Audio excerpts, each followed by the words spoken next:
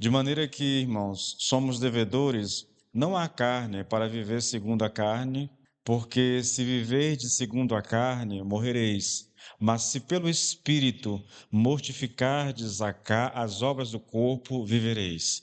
Vamos orar mais uma vez, tá bom, queridos? Vamos colocar diante do Senhor mais uma vez. Pai, em nome de Jesus, nós oramos a Ti, Senhor, colocando nossa mente e nosso coração diante da Tua presença, Pai, e rogando ao Senhor, meu Deus, que fale ao nosso coração, que fale ao nosso entendimento, que a tua palavra de fato, Senhor, ministre, Pai, nossas vidas no nome do Senhor Jesus. Pai, toma diante de ti, Senhor, a vida de cada um dos meus irmãos que está aqui, Senhor, e abra o entendimento deles, Pai, para que possam receber a tua palavra.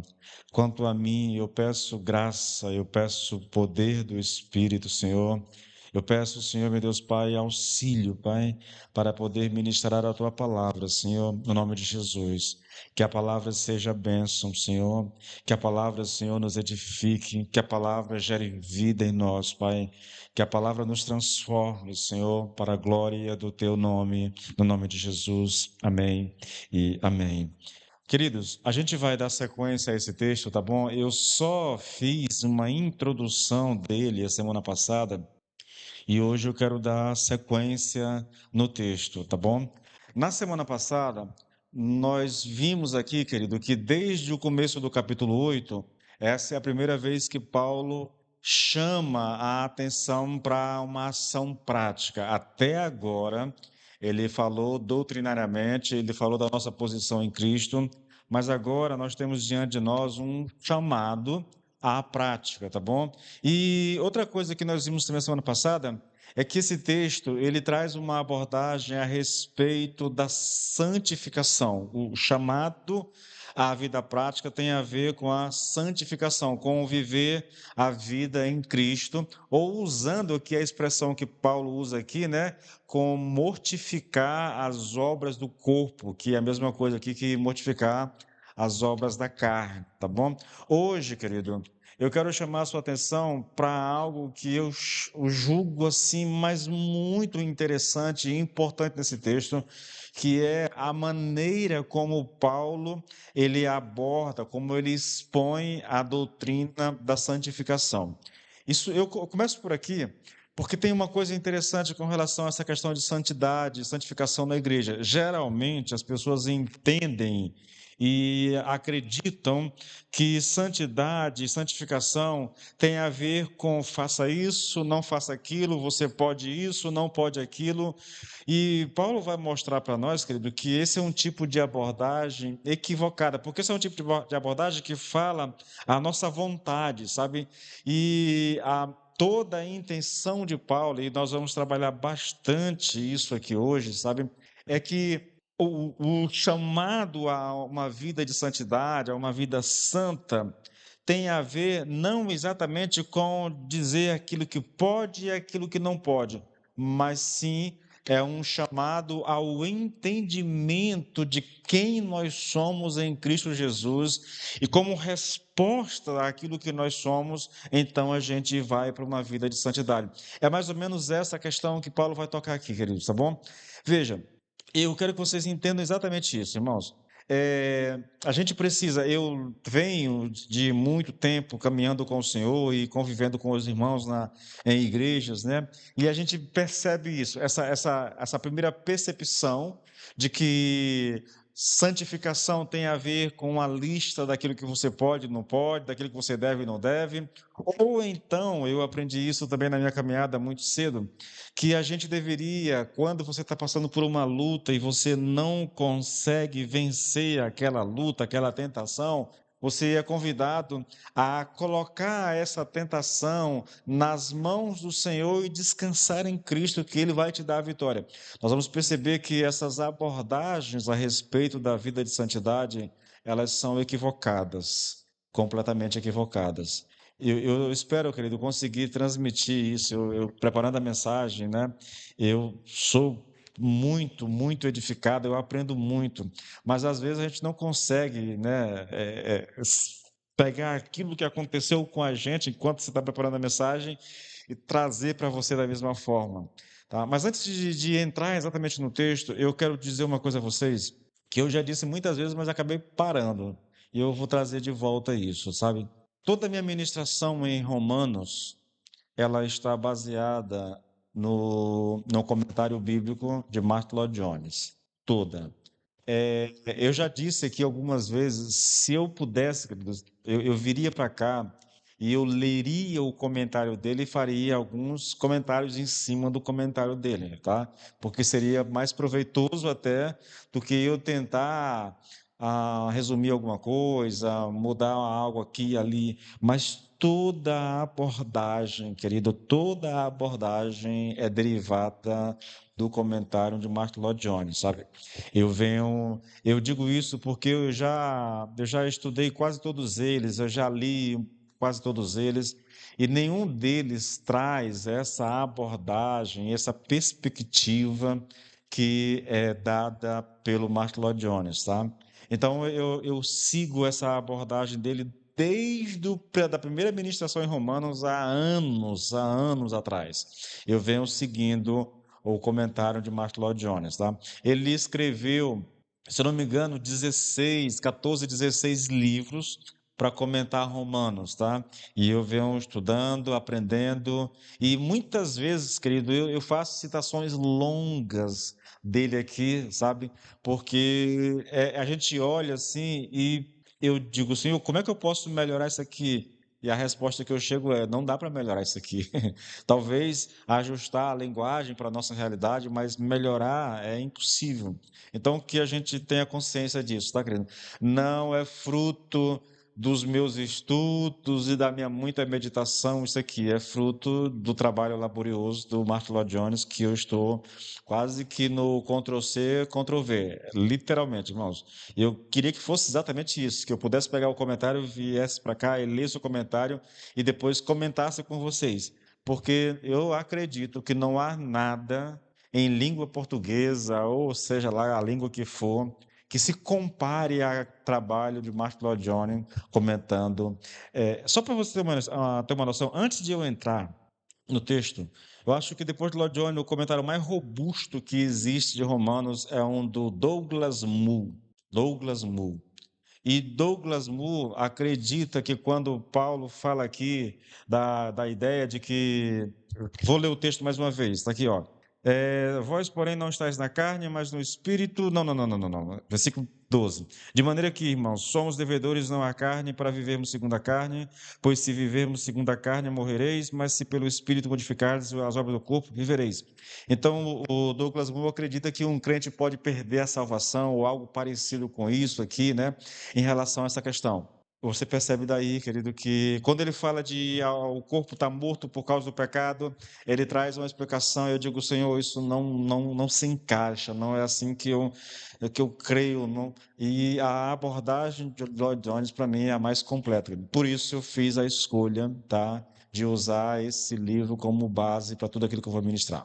Bom, dito tudo isso, querido, o apelo das Escrituras a uma vida de santidade é feito ao entendimento, à nossa razão, à mente, tá? Veja o que Paulo diz, olha só. De maneira que, irmãos, sois devedores, não à carne, para viver segundo a carne.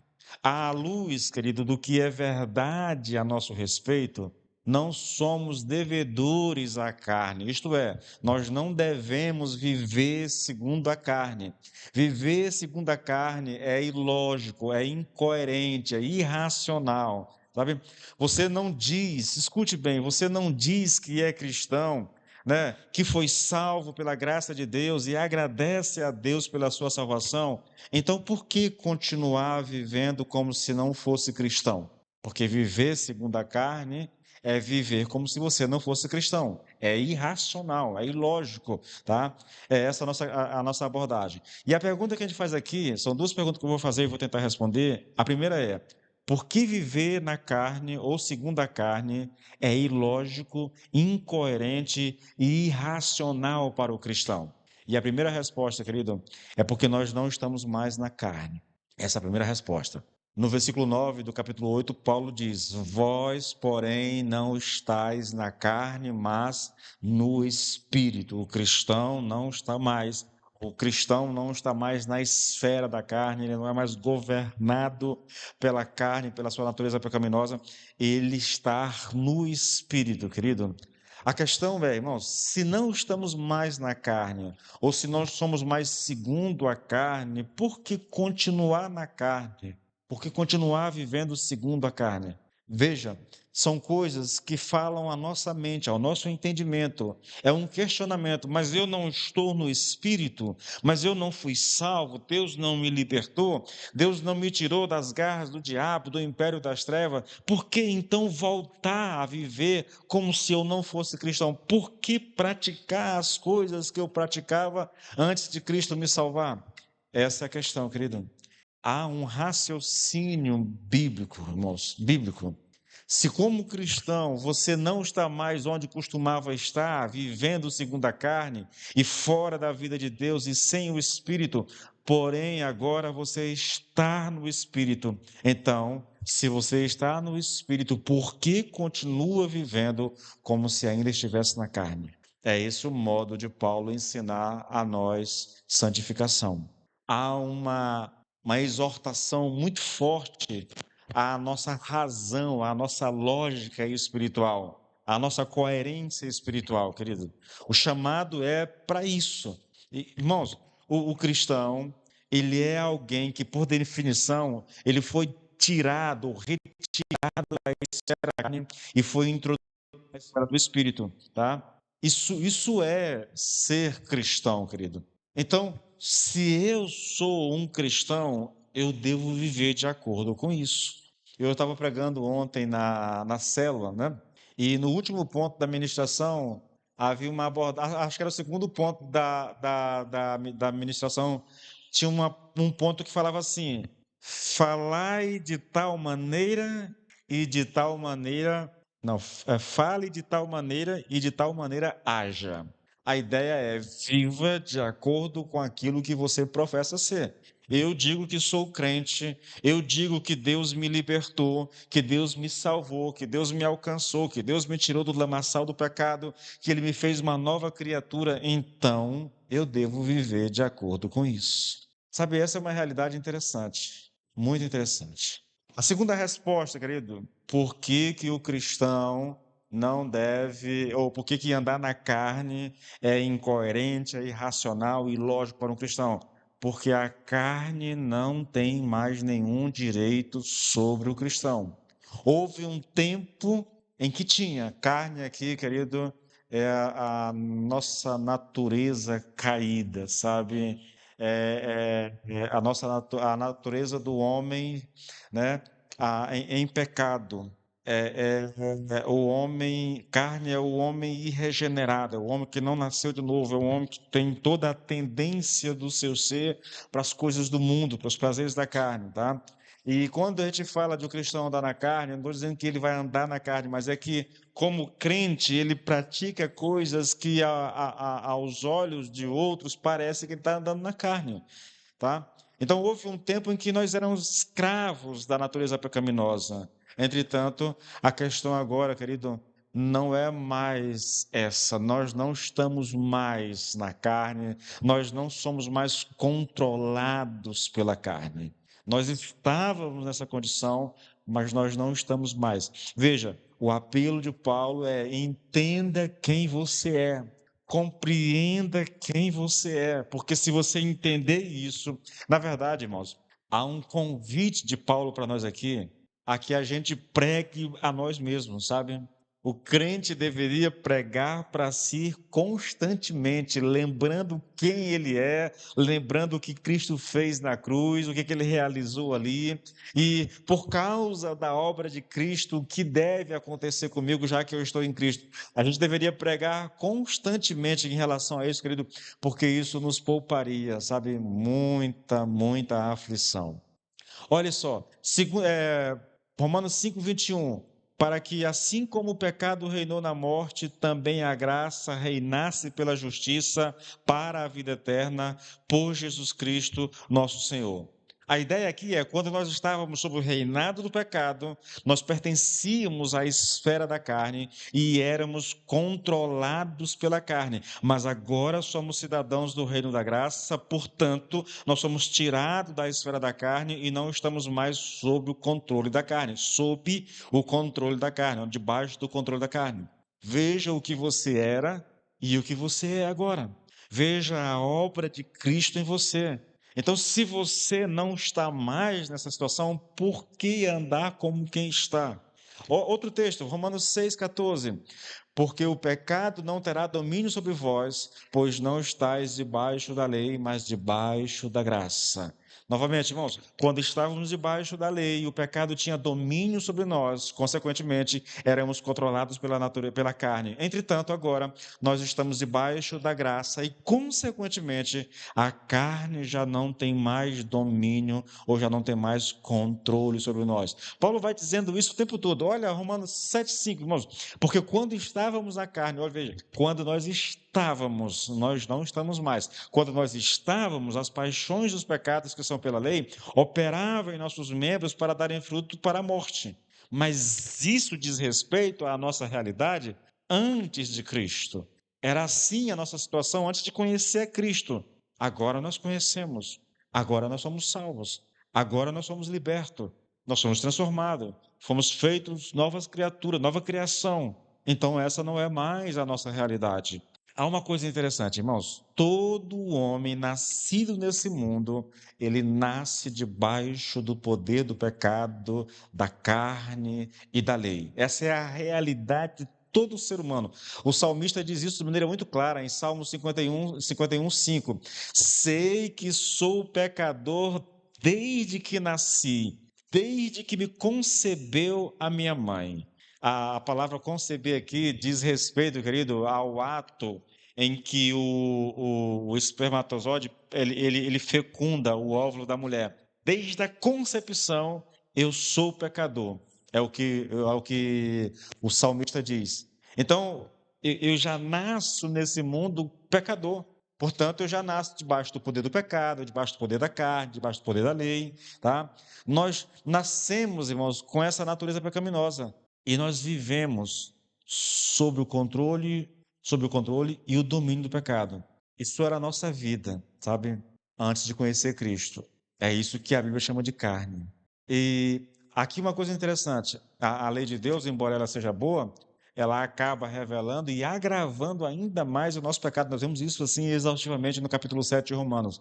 Mas por causa de Jesus Cristo, não estamos mais nessa condição. Nós não estamos mais debaixo do pecado nem da lei e não vivemos mais segundo a carne. Agora nós estamos debaixo da carne, da graça, e nós fazemos parte do reino de Deus. Novamente, Paulo ilustra isso de uma maneira assim, muito clara em Colossenses, quando ele diz assim: olha, pois ele nos resgatou do domínio das trevas e nos transportou para o reino do Filho do seu amor.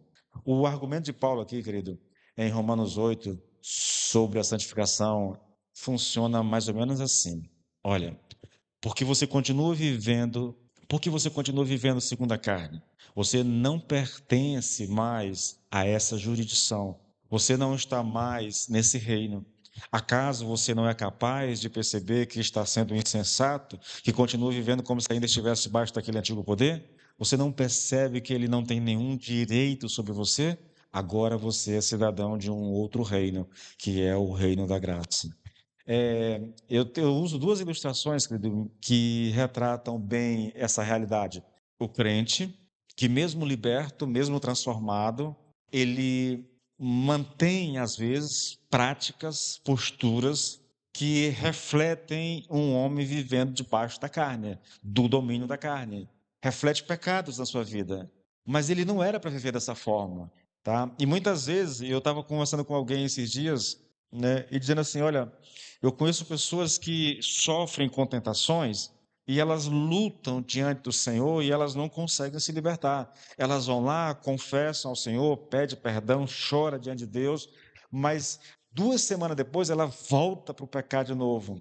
E são pessoas que merecem atenção e merecem, de certa forma, ajuda, porque elas realmente querem, mas estão com muita dificuldade. Eu sei que há pessoas assim, querido, mas também sei que não deveria ser assim. Às vezes nós somos assim e agimos assim porque nós estamos lutando ou com as ferramentas erradas ou do jeito errado.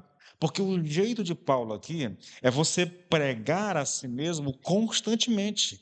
É você dizer a si mesmo quem você é. É você trazer à mente constantemente a obra de Jesus Cristo, lembrar do que ele fez, lembrar que a sua salvação não depende daquilo que você faz, lembrar que o preço foi muito alto, sabe? Lembrar que Deus já te tirou do império das trevas, já te transportou para o seu próprio reino. Essas coisas têm que ser trazidas à mente, querido, necessariamente. Se eu quero vencer o pecado na minha vida, eu preciso pregar para mim constantemente. As ilustrações, irmãos, são muito. Eu gosto muito da ilustração da proclamação da libertação dos escravos nos Estados Unidos, que aconteceu lá com Abraham Lincoln, há um tempo atrás aí, e que houve a proclamação, houve a lei estabelecida e muita gente continuava escravo. Uns porque não conheciam a lei, não sabiam da lei, e outros que, mesmo sabendo da promulgação da lei, a sua mentalidade ainda era de um escravo. E mesmo legalmente liberto, eles continuavam escravos por causa da mentalidade. Mas a gente pode olhar isso na própria Escritura. Quando você olha para a história do povo de Israel que Deus tira do Egito, nós vamos encontrar a mesma coisa. Deus vai lá, liberta de maneira muito gloriosa aquele povo, né, com uma manifestação sobrenatural do seu poder, arranca o povo do Egito, né?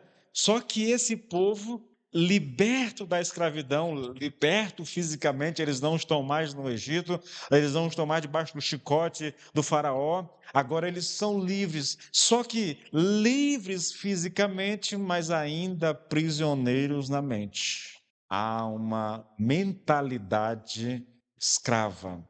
Isso é interessante, irmãos, porque há muitas pessoas que vivem a vida cristã dessa maneira. Elas não, umas não sabem. Aqui uma coisa, querido. Infelizmente, a pregação do evangelho hoje, ela deixou de ser pregação de evangelho e ela é pregação de autoajuda, sei lá, de algum monte de coisa, menos evangelho. As pessoas não ensinam mais quase o evangelho. É raríssimo os pregadores hoje que expõem biblicamente a palavra de Deus, tá? Geralmente as pessoas estão manuseando a palavra de Deus com interesse próprio, querendo agradar as pessoas e distorcendo completamente aquilo que é o evangelho. Eu ouso dizer a vocês que há pregadores que nem sabem o que é o evangelho. Verdade, querido. Então, muita gente é escrava do pecado porque ela é ignorante com relação ao evangelho. Ela não sabe o que Cristo fez por ela. Isso é incrível, irmãos. Ah, Jesus morreu por mim. Amém, querido. Mas o que mais? O que isso significa? Porque boa parte das pessoas que dizem que Cristo morreu por elas não sabem o que isso significa na prática, de acordo com as Escrituras. Outras pessoas até conhecem, mas não conseguem pregar para si mesmo. Não conseguem. Irmãos, é um exercício que eu tenho tentado fazer, sabe? Eu tenho memorizado alguns textos bíblicos, quase todos aqueles relacionados a Jesus, a obra de Jesus, e geralmente quando eu estou orando, eu dou um jeito de, no meio da oração, trazer à tona como se eu estivesse pregando para mim mesmo. É uma coisa que tem me ajudado muito. Pregar a si mesmo. Falar quem você é à luz das Escrituras. Lembrar da obra de Jesus, aquilo que ele fez. É o que Paulo está fazendo aqui. É exatamente essa a abordagem de Paulo. Por isso que é tão irracional um crente viver na carne, sabe? Como se estivesse na carne. É ilógico. Não faz sentido. Terceiro motivo, porque viver para a carne significa que você está voltando para a esfera da morte. Quem está na carne está morto espiritualmente, né? Veja, Paulo diz assim, versículo 13, Romanos 8:13, porque se viver de segundo a carne, morrereis. A pergunta que eu fiz, querido, é: por que viver na carne é ilógico, incoerente e irracional para o cristão, tá? E também disse a vocês aqui, né, que Paulo aqui, ele está falando da santificação não como um apelo à vontade, mas um apelo ao entendimento, à mente, à razão do homem. É isso que Paulo está fazendo aqui. Ele está dizendo assim: olha, você não percebe que viver para a carne significa voltar para o estado de morte de antes? Você não percebe, é um chamado. Você não percebe que viver segundo a carne é como se você quisesse sair do reino de Deus e voltar para o reino das trevas, para o império das trevas? É isso, irmãos. É um apelo à razão do homem. A razão, é lógico, estou falando de uma razão espiritual, né? De uma coisa bíblica, de quem tem entendimento bíblico. Porque o viver da carne, querido, sempre leva à morte. Portanto, o cristão ele jamais deve se render a isso, tá? Ele jamais deve se submeter a isso outra vez. Ele já foi liberto dessa situação. Paulo já havia dito, querido, que o espírito vive por causa da justiça, tá? Lá no versículo 10. Entretanto, você sabe que o corpo ainda pertence à esfera da morte. E toda essa conversa de santificação aqui, toda essa luta que nós temos, as tentações que a gente passa, tudo se dá exatamente por isso. O corpo está morto por causa do pecado. Ele está dizendo: existe uma semente de morte no teu corpo. O pecado ainda habita o teu corpo físico, tá? E é por causa do pecado no teu corpo que você é tentado, que você às vezes age como se estivesse na carne, né? Vivendo uma vida de pecado. Mas veja, querido, ele diz isso, mas ele quer, mais o versículo seguinte ele vai dizer: olha, até esse corpo que hoje o pecado habita nele, esse corpo um dia vai ser liberto. Essa luta que você tem, ela é passageira. Um dia você será completamente liberto. Ele diz isso: se o espírito daquele que dos mortos ressuscitou a Jesus habita em vocês, aquele que dos mortos ressuscitou a Cristo também vivificará os vossos corpos mortais pelo seu espírito que em vós habita. Ele está falando aqui de um dia no futuro, quando o nosso corpo será completamente liberto do pecado. O pecado não terá mais nada, nada, não haverá semente de morte, não haverá pecado, não haverá mais nada. Isso chama-se glorificação. Há um dia na vida do cristão, é lógico que não estou falando dessa vida aqui, desse mundo, eu estou falando de uma vida já na eternidade, quando o Senhor vier buscar a igreja, ou quando nós partirmos para a glória, mas o fato é, querido, que até o meu corpo será completamente. Hoje eu sou um homem. O crente é salvo, é. O seu espírito, ele está salvo.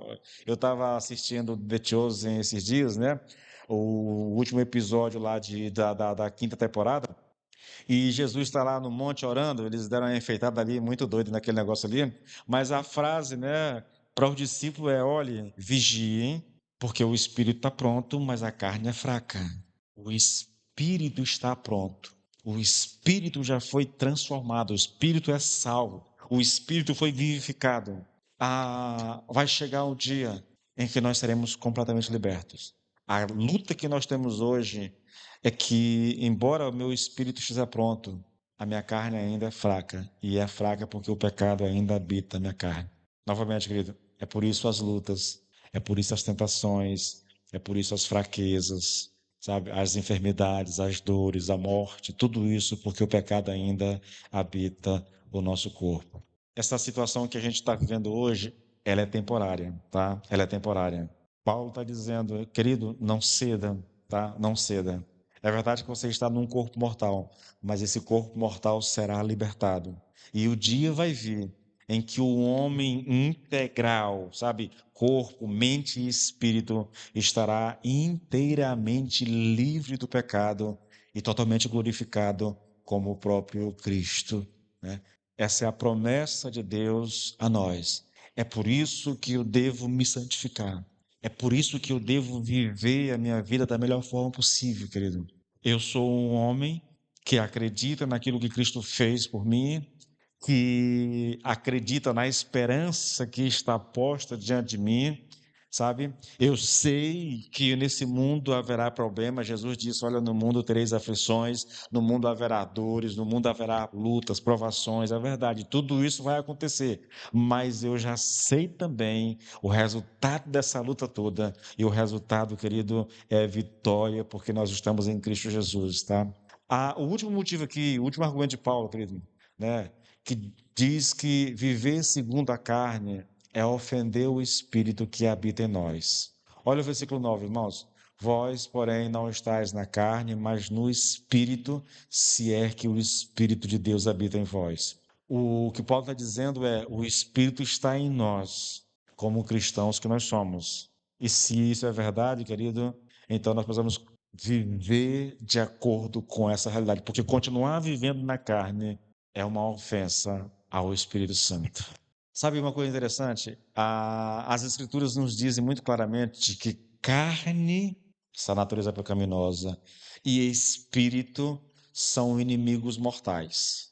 Você vai lá para Gálatas 5,17, lá está escrito assim: porque a carne luta contra o espírito e o espírito luta contra a carne, porque são opostos entre si. Parece dois inimigos que estão se degladiando. É essa a ideia, querido. É essa a ideia. Espírito e carne são antagônicos, sabe? Agora veja, se você sabe que o Espírito de Deus está em você, deverá compreender de imediato que continuar vivendo segundo a carne é ofender o Espírito Santo de Deus que habita em vocês. Ontem à noite eu estava na minha leitura devocional, né? Antes de dormir, sempre eu leio a Bíblia e uns 10, 15 minutos de um livro que eu estou lendo. E eu estou lendo exatamente um comentário de Efésios capítulo 6. Não, Efésios 4:30, e não entristeçais o Espírito Santo. E eu fui ler o que é entristecer o Espírito Santo, irmãos. Mas pensa numa angústia aquilo, sabe? Eu acho que a gente vai vivendo a vida cristã e a gente não conhece exatamente. E talvez, quando eu fui ler aquele negócio ali, irmãos, eu imaginei assim: é por isso que a gente nunca foi batizado no Espírito Santo. É porque, como igreja, a gente entristece demais o Espírito Santo, irmãos. É uma coisa que eu vou pregar a vocês ainda, não sei quando, mas eu vou trazer uma mensagem nesse sentido. Nós queremos ser batizados pelo Espírito Santo, mas no geral, querido, nós estamos constantemente entristecendo o Espírito Santo. É um negócio delicado, irmãos. E quando eu estava lendo, eu digo: Senhor, sabe, me perdoe, porque é difícil ser batizado desse jeito. É complicado, irmãos. Andar segundo a carne é ofender o Espírito Santo, é entristecer o Espírito Santo. Lembra lá, querido? O nosso texto lá é Gálatas 5. Pegue lá comigo rapidinho. Qualquer dessas coisas aqui, irmãos, vai entristecer e ofender o Espírito Santo.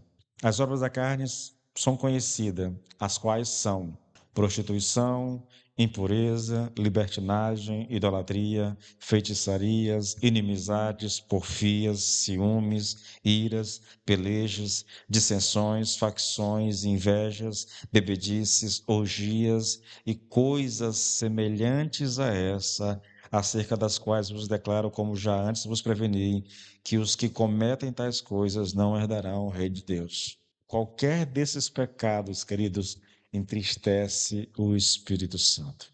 Voltando para o nosso texto, ficaria mais ou menos assim, versículo 12 e 13. Olha, portanto, irmãos, à luz de todas estas coisas que estamos estudando, somos devedores não à carne, para viver segundo a carne, porque se viverdes segundo a carne, morrereis.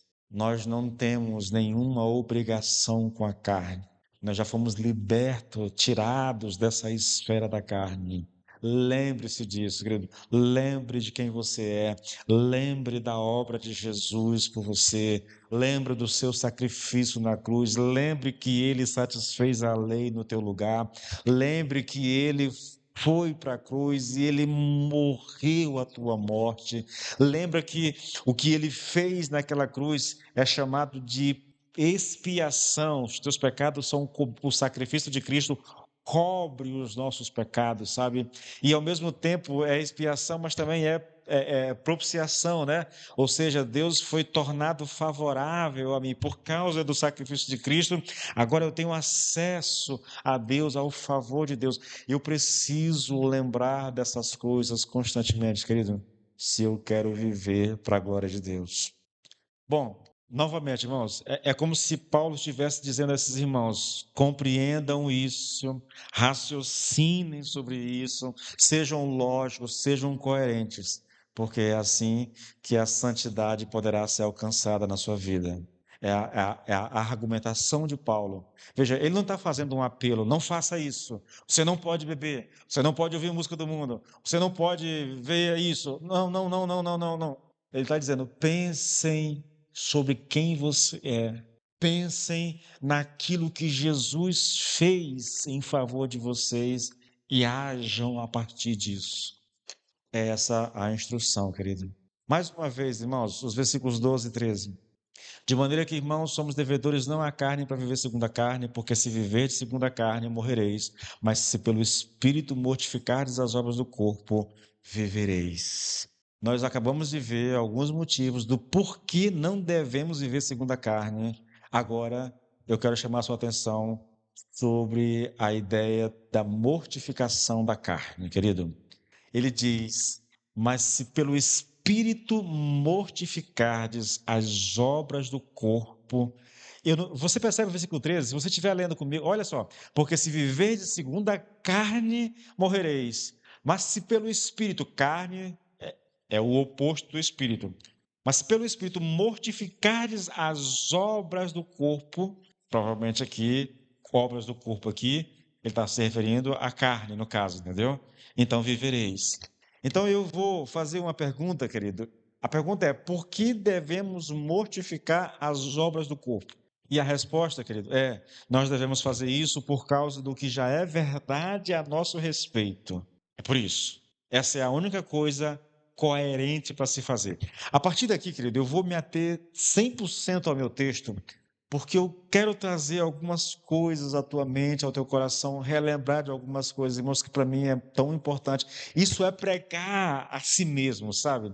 Veja, a verdade básica a respeito do cristão é que ele chegou à compreensão de que era pecador.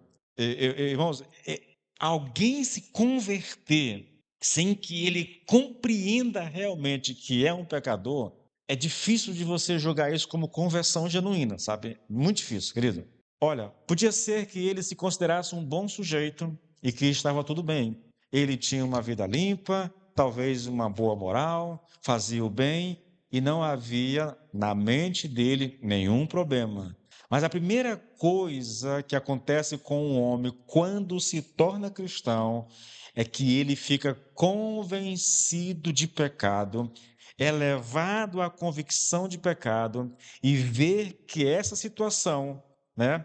Primeiro ele achava que estava tudo bem, agora ele olha e vê uma situação de desespero, que tudo aquilo em que se apoiava não tem nenhum valor aos olhos de Deus. Eu estou descrevendo, meu querido, o que acontece na conversão. O homem tem consciência do seu pecado. Até então, ele acha que está tudo bem com ele. Mas à medida que ele vai conhecendo o Evangelho, que ele vai aprendendo com o Evangelho, ele percebe que aquilo que ele achava que estava tudo bem, na verdade, não estava. Porque tudo aquilo que ele julgava ser bom aos olhos de Deus não era. Eu lembro, querido, da minha conversão. Eu lembro como Deus agiu comigo. Ele levantou uma pessoa que levantou uma pessoa para quebrar na minha mente todos os preconceitos que eu tinha a respeito de crentes. Eu era um homem extremamente preconceituoso, querido, eu queria a distância de crente, eu não queria saber. E Deus colocou alguém perto de mim muito sábio, muito coerente, e que ganhou a minha amizade. Eu me tornei, foi meu melhor amigo, chegou a ser meu melhor amigo, na verdade, né? E eu fui quebrando todos aqueles preconceitos que eu tinha a respeito do que era crente. Ele falava quando dava para falar, era muito, muito contido, muito esperto, muito sábio, na verdade. Mas o que Deus realmente usou para quebrar o meu coração foi a própria palavra, para me convencer. Deus não usou a vida do Jedaías para me convencer do pecado. Ele usou a vida do Jedaías para quebrar todos os preconceitos, toda a resistência que eu tinha ao crente. E ele usou a sua palavra para quebrar o meu coração. Irmãos, eu comecei a ler a palavra do livro de Gênesis e Deus falou assim, mas gente, era tanta paulada naquela época, sabe? E eu, por alguma razão, eu estava entendendo e me vendo. Eu digo, se isso aqui é verdade, então eu estou ferrado. Se isso aqui é verdade, então não tem jeito para mim. Foi uma coisa impressionante o que Deus fez, querido. Porque eu penso que na salvação sempre há esse processo, onde Deus remove essa percepção que nós temos de nós mesmos como pessoas boas e mostra realmente quem nós somos, sabe? E depois ele nos dá essa convicção de pecado que nos leva a Cristo. Foi o que aconteceu comigo. O apóstolo usou, querido, 3 capítulos de Romanos para provar que essa percepção que o homem tem de si mesmo é equivocada. Se você ler Romanos 1, 2, 3, é exatamente isso. Deus está mostrando o homem debaixo da ira de Deus. O homem sem Deus, o homem que adora vários deuses, o homem que é ateu, ele vai mostrar a realidade. Depois ele volta para os judeus e diz: olha, mesmo os judeus que creem em mim, que têm a lei, que têm o templo, que têm os profetas, olhe para a vida deles, debaixo da ira de Deus. E aí ele resume tudo isso, querido, em 2 versículos. Romanos 3 versículos, na verdade, Romanos 3, 10 até o 12. Como está escrito, ele está sintetizando tudo o que ele disse do 1 até aqui. Ele diz: não há um justo, nenhum sequer, não há ninguém que entenda, não há ninguém que busque a Deus. Irmãos, um judeu ouvir isso é um negócio muito doido, sabe? Todos se extraviaram e juntamente se fizeram inúteis. Não há quem faça o bem, não há nem um só. Isso é para tirar do homem qualquer pretensão de bondade inerente a ele, sabe? É para romper com isso. O próprio Paulo, querido, como fariseu, ele era um homem muito religioso, tinha uma excelente vida moral, era extremamente cumpridor do seu dever e, no entanto, ele chegou a ver que toda a sua justiça não passava de esterco, de lixo, ou seja, não tinha absolutamente nenhum valor. Você quer ver, quer conhecer Paulo, irmãos? Veja, Filipenses 3, no versículo 3, 4, não, 4, 5 e 6, Paulo mostra como ele se via antes de Cristo, tá? Era assim que ele se enxergava antes de Cristo. Ele diz assim: olha, é verdade que eu também poderia confiar na carne. Se alguém pensa que pode confiar na carne, eu ainda mais. Fui circuncidado no 8º dia, sou da linhagem de Israel, da tribo de Benjamim, hebreu de hebreus. Quanto à lei, eu era fariseu. Quanto ao zelo perseguidor da igreja, quanto à justiça que há na lei, irrepreensível. Era assim que Paulo se via. Ele se via como um homem simplesmente irrepreensível. Não há falhas em mim, não há defeitos em mim. Eu sou um homem totalmente obediente. Mas aí ele conheceu a Cristo, querido. E depois de conhecer Cristo, ele diz isso aqui, olha, mas o que para mim era lucro, essas coisas todas que ele descreve aqui, mas o que para mim era lucro, isto considerei perda por causa de Cristo. Na verdade, considero tudo como perda por causa da sublimidade do conhecimento de Cristo Jesus, meu Senhor. Por causa dele, perdi todas as coisas e as considero como lixo para ganhar a Cristo e ser achado nele, não tendo justiça própria que procede da lei, mas aquela que é mediante a fé em Cristo Jesus, a justiça que procede de Deus baseado na fé. O homem sem Deus, ele é cheio de justiça própria, querido. Mas quando o evangelho alcança o seu coração, é como diz lá, acho que é Isaías 64, né? Oi. Ok, é só as pilhas. O cristão é alguém que percebe a verdade a respeito de si próprio, ver que é pecador aos olhos de Deus, que toda a sua natureza está emaranhada e pervertida e que há nele um princípio do mal. ele passa a enxergar que está sob o domínio do pecado. Ele não sabia disso antes, estava cego pela ação do Deus desse século, mas os seus olhos foram abertos e agora ele vê que fora escravo do pecado e que toda a sua natureza tinha sido corrompida. Ele vê, e, queridos, isso é interessante, ele vê que mesmo as ideias que tinha de Deus eram falsas quando dizia que não cria nisto e naquilo acerca de Deus. Ele estava simplesmente estabelecendo as suas opiniões pessoais. Entretanto, agora ele se dá conta do tamanho do seu pecado, está profundamente convicto dele e compreende que corria o terrível perigo de ir para o inferno se morresse naquelas condições. Ele vê que estava fora da vida de Deus e que a única coisa que o esperava era o inferno. O cristão crê e compreende essas coisas. E ninguém pode ser cristão sem ter algum conhecimento delas. Sabe o que mais me preocupa com relação à questão do evangelho hoje, da pregação, é que essas verdades não são mais proclamadas do púlpito. Um homem hoje, ouvindo a pregação, ele não é mais levado à convicção de pecado.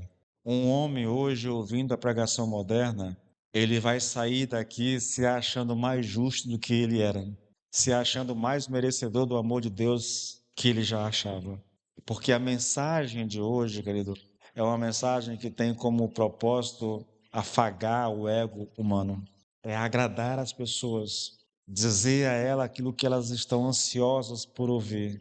E ao fazer isso, as pessoas até dizem assim: eu aceito a Jesus Cristo e faz uma oração aqui, mas isso não alcança o seu coração.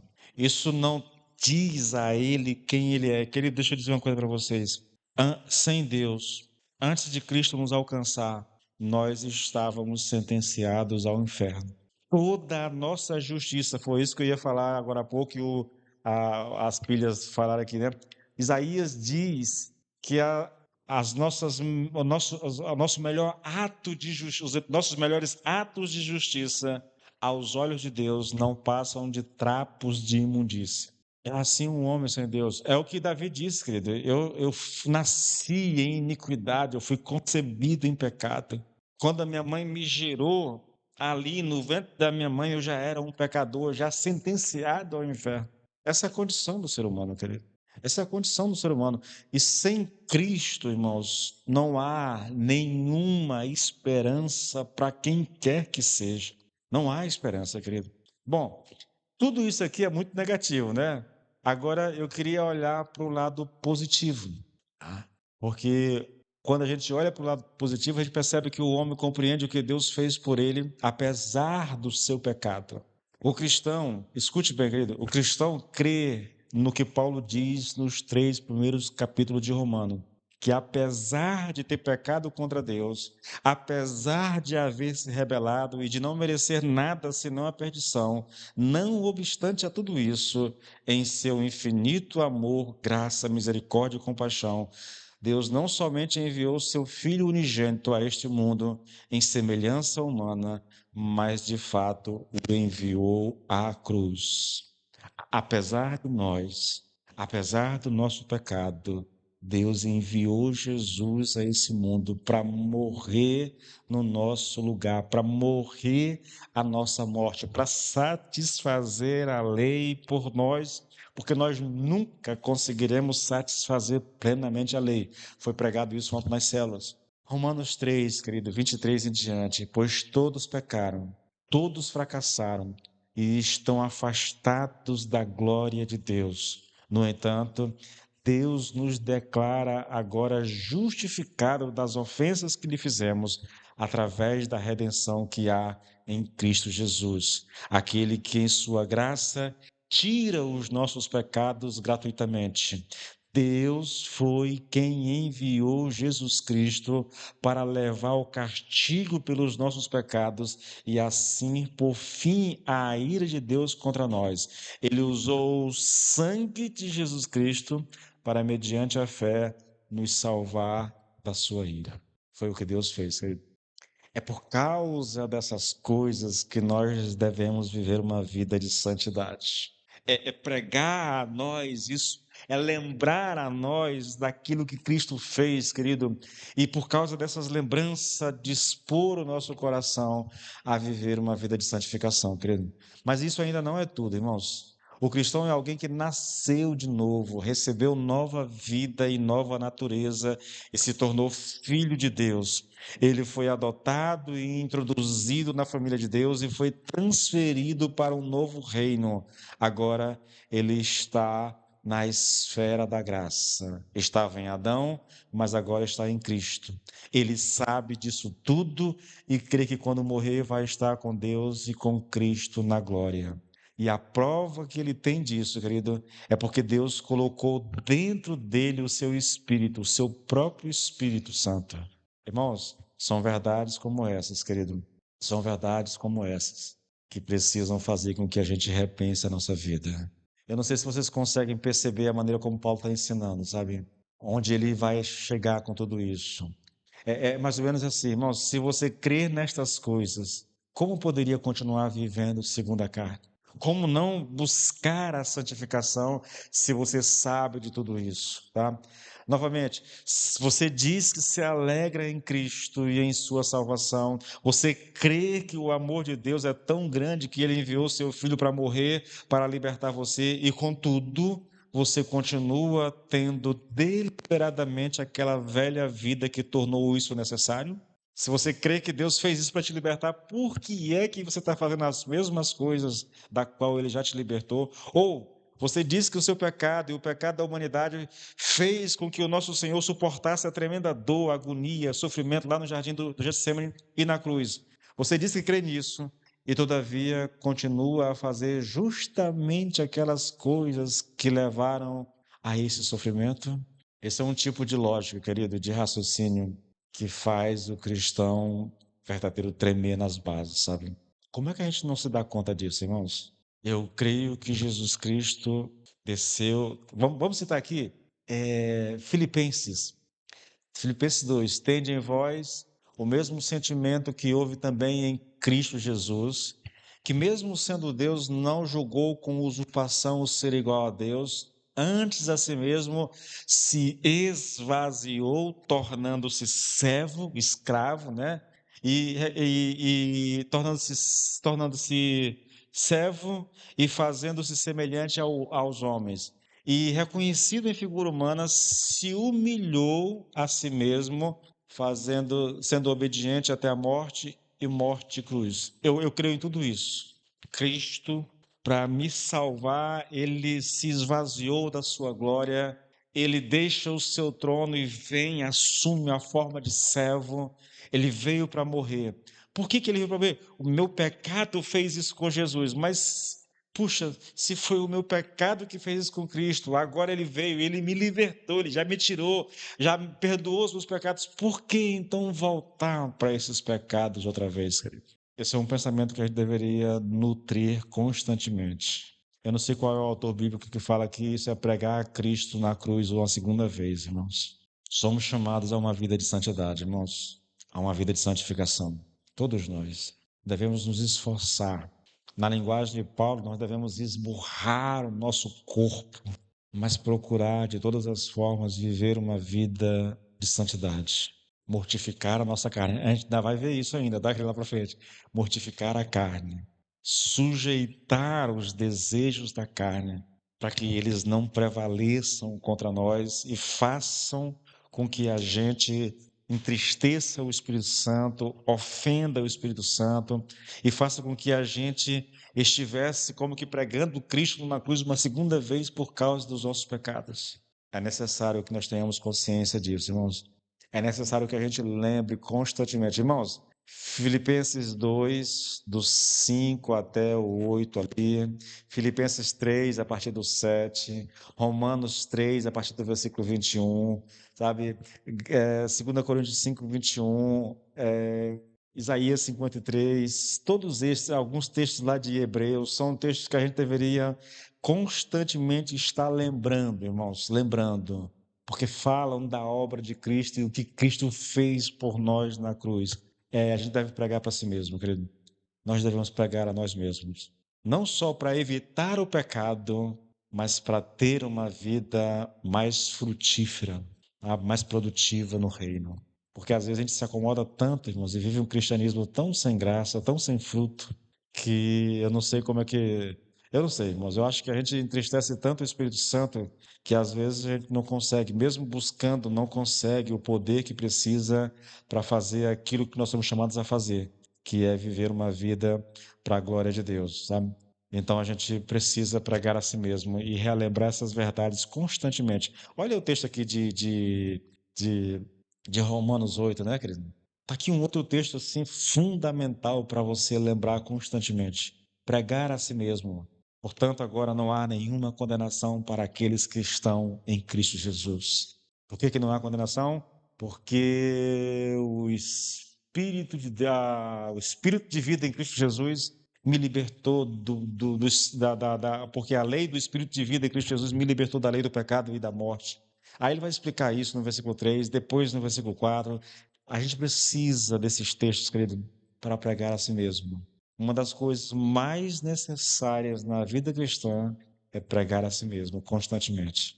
É relembrar constantemente da obra de Cristo e tentar, querido, aplicar isso à nossa realidade, porque assim nós vamos viver uma vida de santidade e, com toda certeza, uma vida onde os frutos vão se manifestar, vão aparecer para a glória de Deus. Amém, queridos?